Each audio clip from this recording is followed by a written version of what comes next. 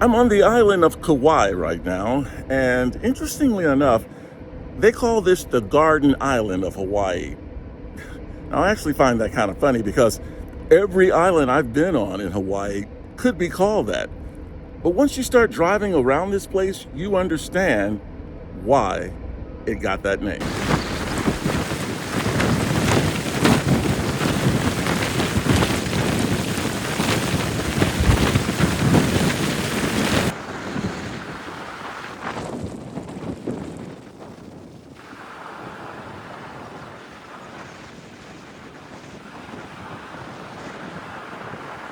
This place here is known as Waimea Canyon. It is referred to very commonly as the Grand Canyon of Hawaii. Absolutely breathtaking. Wow.